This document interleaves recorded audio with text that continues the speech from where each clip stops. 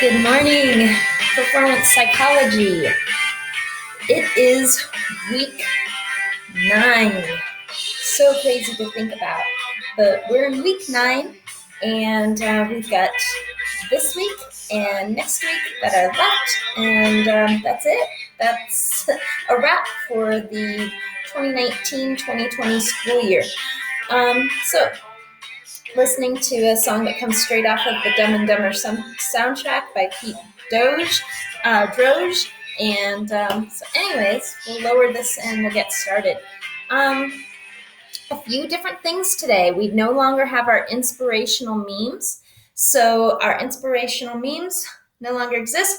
I do, though, have a course evaluation for you guys. If you wouldn't mind filling out, that helps me, especially since this is a brand new course at Eagle Valley High School, helps me to figure out some things and what to do with the course in the future in terms of what we study and how the course worked for you. So we're going to jump right here into week 9.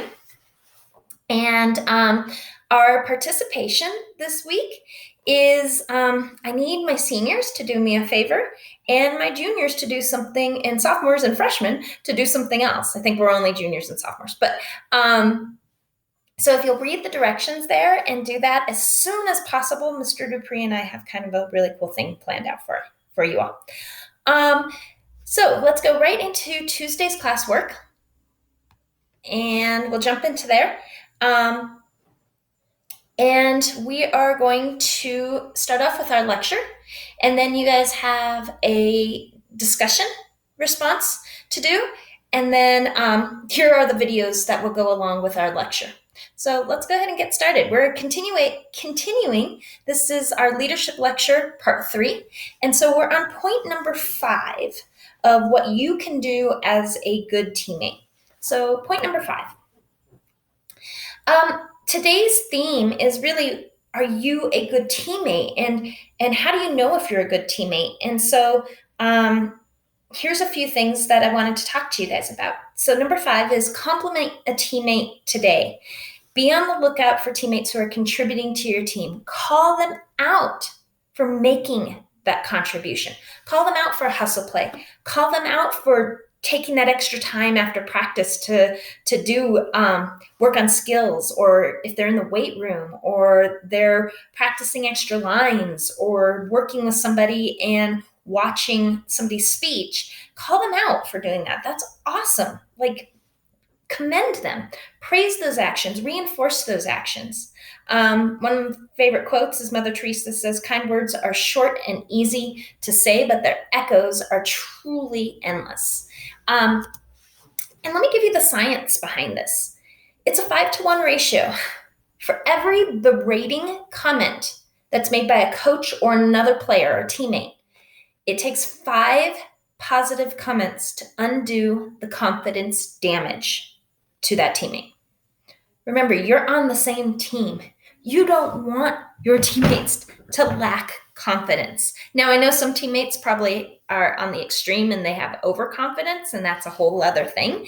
But they may have overconfidence because they lack confidence. Sometimes people will compensate for their lack of competence by acting as if they have confidence.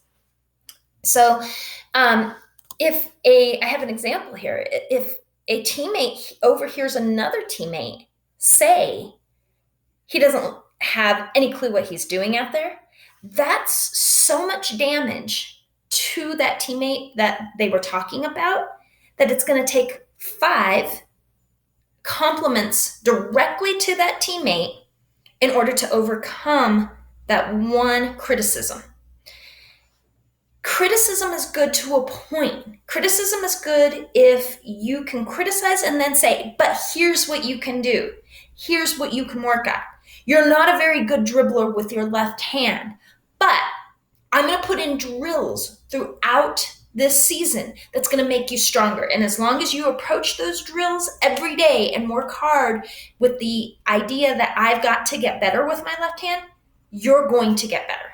So criticism is fine if it's constructive, and that's what's the difference between criticism and constructive criticism. Constructive criticism is I'm giving you a way to get better. Criticism is just flat out mean. Okay. So if somebody is saying something like this, it's going to take 5 other compliments to that person. And I'm not saying compliments like, hey, good job. Hey, nice job. Okay. Those don't work. It has to be specific. It has to be tangible for them to realize, oh, I'm not that bad of a player. Okay. Like my teammates said I was. So I have examples here of what specific compliments would be like. Maybe a teammate says, great job blocking on that last play.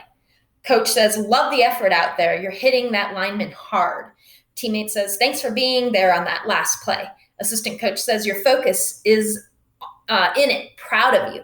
Teammate says, keep working hard. We're going to do this together. It's going to take 5 of those types of compliments to outdo the one criticism that person overheard. So if you're constantly ragging on somebody and they know it's not a joke, or they're not sure if it's a joke, all you're doing is hurting your team. Okay, so be careful with that. The science shows us this is not hard to do, but it's really hard to overcome. All right. I used to make it a habit in my gym that at the end of each practice or throughout the practice, you had to make sure that you told somebody 1 grow and 1 glow. So we call it a glow and grow out the door. And we'd say out the door. So it rhymed anyway. But a grow is, hey, I saw you making that bounce pass in that fast break. You might want to make that a chest pass so it's a little quicker. So if a defender's coming down the lane, they can't steal it. That's a grow. Here's what you need to do. Okay. That looked good, but probably the wrong pass. And then a glow. I saw you hustle and get that ball down to that player. That was awesome. You took advantage of the fast break transition. That was great. Okay. Again, we're not just saying, if you say things like good job at what? Good job running? Good job breathing? What do you mean? So making your words tangible is really, really important. All right. So that's a strategy that you can use as a grow and a glow out the door. Okay. I have this video up. It's a 10-minute video, so I don't need you to have me watching it with you. This is I believe, one of the best TED Talks about leadership out there. It's the power of touch. And I always showed this video to my players at the very beginning of the season to set a norm of what I expect to see in the gym. And this is the power of touch. It's really kind of the power of high fives and how studies have been done about teams that high five versus teams that don't high five. This makes me sad because right now we're in a time in history where we may have to limit our touch, which really kind of means that teams will not be the most connected as they can be in order to achieve their optimum levels of performance. But I'd love for you to watch this video. I think it's helpful to any team. I think that it's something you can take to your coaches and be like, dude, watch this. Can we make this our norm in our team? So great video. Number 6, challenge a teammate today. So it's not only about complimenting a teammate, but challenge them. Challenge them at least one of your teammates per day. Positively challenge them, okay? To make the most of their workout. Make a friendly wager to see who can be successful at least 4 out of 5 times in a drill. See if you both can improve your times and conditioning. Offer to stay after and help each other. Inspire by challenging. Every single drill I would do in my gym, I would say at least 85% of my drills were a challenge of some sort. Can you guys make 35 layups in 2 minutes? Okay. I would challenge. That way you get used to that pressure of a challenge. And that way when you're playing in a game, the pressure doesn't seem as foreign. If you're challenging your teammates constantly, you're going to create possibly a love for competition, and again, take away some of that anxiety because they're used to being challenged. You're part of a team, something bigger. When someone is successful, it's good for the team as a whole. Everyone isn't together in this. That's why challenges are important. If somebody meets the challenge and somebody else doesn't, celebrate that person that meets the challenge and take a look at the person that doesn't and says, you can do it next time. Okay, you're so close. Okay, reinforce for everybody to get better. One of my favorite things out of a timeout was to say the word together. We're in this together. And I think right now we use that as a motto of what's going on around us in this world is we are in this together. And I wish people would see that we are a team. And the more that we work together, the more quicker this is all going to end. But just some great little quotes there. Phil Jackson, for those of you guys watching the Michael Jordan documentary, good teams become great ones when members trust each other enough to surrender the me for the we. I would suggest reading the Mindset book if you still have yours. Pages 207 to 208 are great in regards to all of this. And if you still have that, take a look at those pages. If you don't worry about it. During class, normally we'd be in person class and we would read this together and kind of talk about it. Otherwise, don't worry about it, but take a look if you're curious. Number 7, support a teammate today. Okay, so this is all in that same theme. Odds are at least one of your teammates is struggling with something, okay? In a practice, especially when you have a team of 30 or you have a team of 80 in football, somebody is probably struggling. Somebody probably had a bad day. Whether it's issues at home or a test that they took or, whatever, relationship issues. So if somebody has a bad day, that can be contagious and everybody's starting to feel down. So you've got to be the person that maybe steps up and tries to say, this is our sanctuary, this is our time. Let go of those things. We'll come back to them. They'll still be there. We all know that they'll still be there when we leave our practice, but let's just make sure that we're trying this together. Let's struggle together through this practice. Constantly on the lookout for teammates that are struggling. Be a listener. A lot of times we listen to figure out what we're going to say, not listen to actually hear the person and what they have to say. Be a good listener. And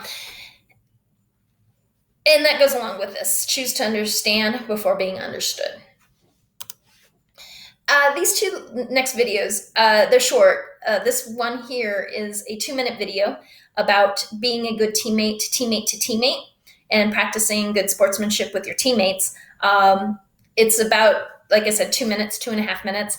I'm going to have you guys watch these on your own because you do not need to see me crying here in the corner as you watch. I don't need to be taken away from the meaning of the video by you guys watching me cry, because these 2 videos make me cry.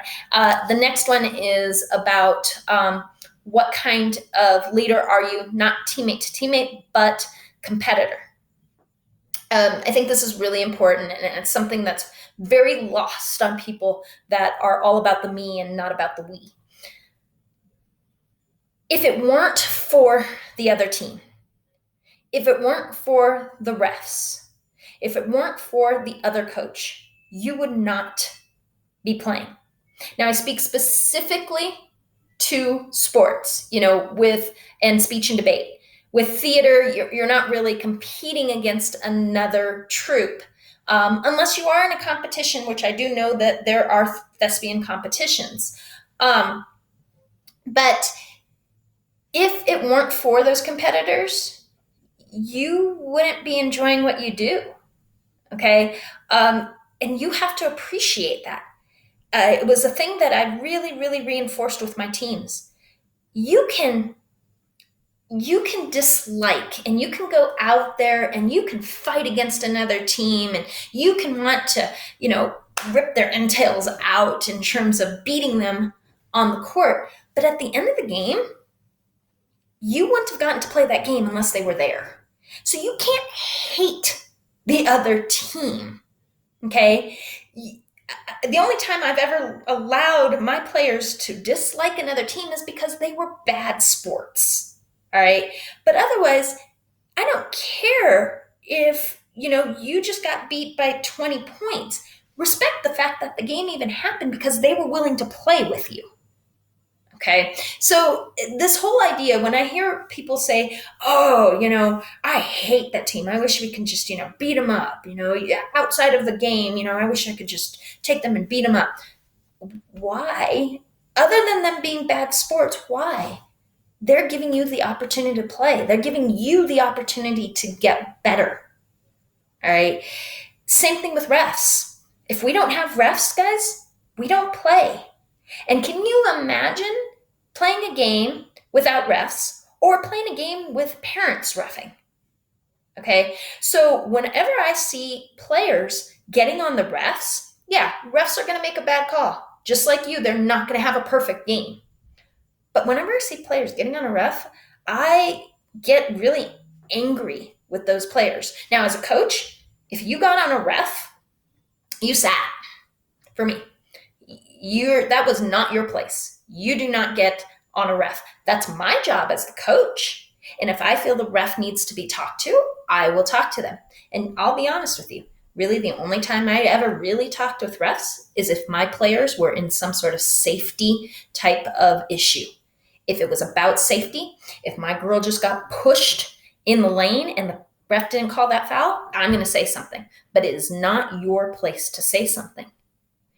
That's because you wouldn't have this game if it weren't for the refs. So if you're constantly getting on the refs for bad calls, okay, then all you're doing is hurting your team. Because now that ref, consciously or unconsciously, will make more bad calls against you because, well, you're out of line. You're out of your lane. All right. So appreciate the fact, be a good competitor. Appreciate the fact that this doesn't happen unless you have another team, and unless you have the refs, unless you have a coach for the other team. Okay. So keep those things in mind. And that is sportsmanship. That is being a leader. That is being a good teammate. All right. All right, guys. Well, that's it. So that is our third leadership lecture. I think we have 2 more leadership lectures. What you're going to do now is you're going to jump into that Schoology page. And keep in mind, here are the 2 videos, total of about 20 minutes of videos. Guys, I really recommend you watch them, okay? And jump in here to our discussion. Please write a 150-word response to 1 or 2 of today's lecture points about lifting up, challenging, and or supporting a teammate. You may also respond to a classmate's post in 150 words. This is kind of our discussion back and forth this week since we don't have a inspirational meme. And also remember to do the participation and the course evaluation, guys. So anyways, wishing you guys a great Tuesday, and we'll be talking to you soon. Keep in mind, next Thursday, the 22nd, I believe, jump on and we'll say hi to each other and goodbye, of course. All right, bye, guys.